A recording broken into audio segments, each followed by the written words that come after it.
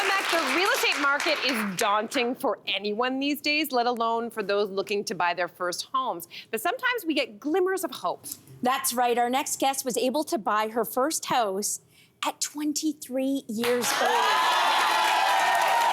And now she's sharing her financial literacy tips with thousands online. Here to tell us how she did it is finance coach Reni Odetoyinbo. Welcome. Thank you for having me.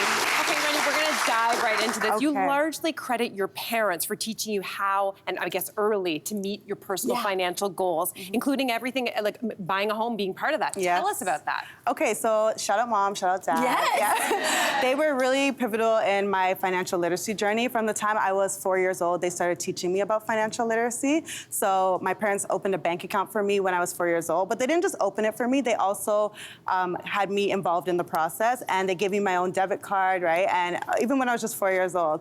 And 4? Yeah.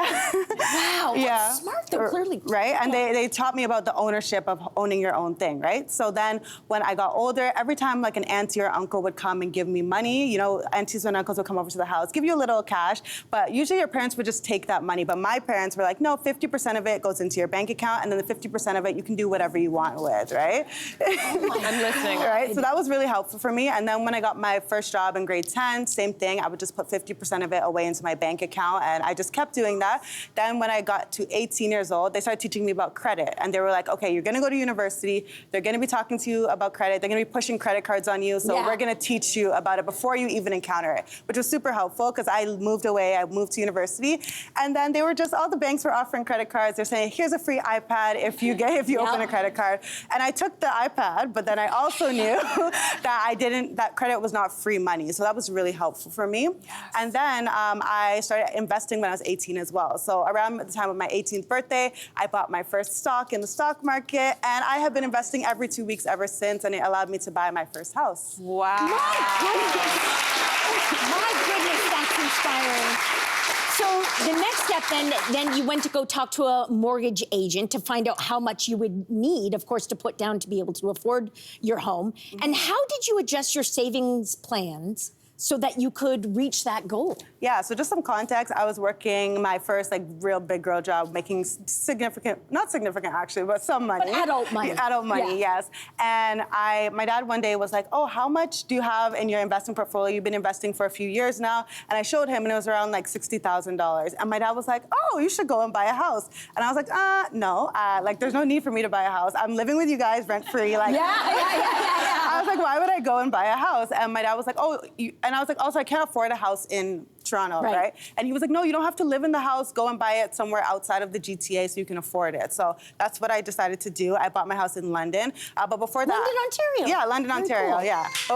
yeah. But before that, I went to a mortgage agent to see how much I would be qualified for, just so that I knew how much I could afford based on my credit score at the time, based on the salary that I was making, and based on how much I had saved and invested at the time. They told me I needed a bit more, so then I started putting away $500 a month just so I could meet it by the time my property was going to be closing. Just because it was a pre-construction property. Pre-construction, that's a hot tip right there. So it was a pre-construction property, meaning it would be closing a year after I put my first deposit. So I had a year to like aggressively save to meet the rest of the money that I had. Very cool. Very so impressive. I know as a parent, and I'm sure any parent out there who's watching is like listening and going like, okay, how do I do this? So what are some tips that you would give? Yeah, so for parents who are looking to maybe get their child to become more financially literate, the first thing I would say is maybe get financially literate yourself, you know? It's easier to teach your child something when you are very knowledgeable and confident about it yourself. So I would say read children's books about financial literacy with your children.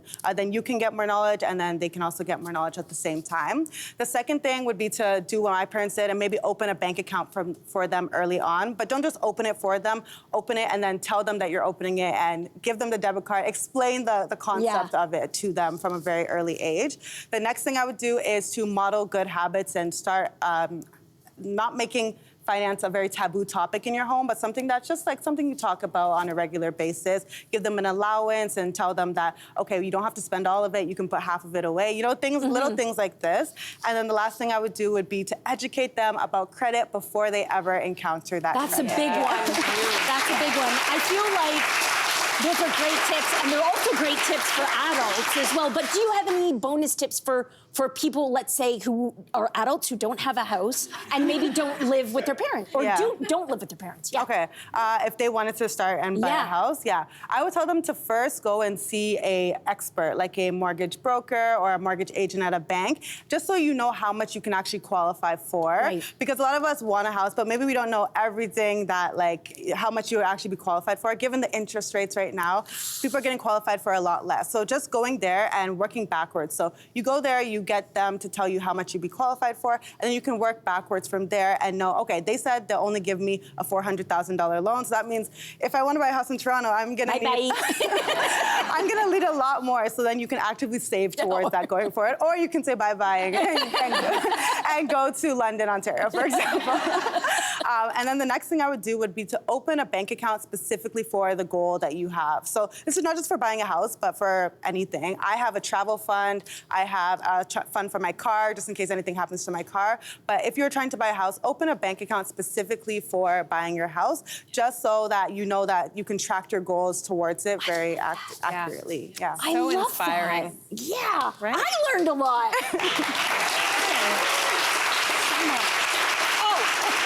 Renee, that's me. Thank you so much for joining us. You were wonderful. Thank you for having me. What an inspiring talk. Hey there, what did you think? Drop your comments below and join the conversation. And don't forget to like and subscribe so you can find more on everything from food and fashion to pop culture and current events. See you soon.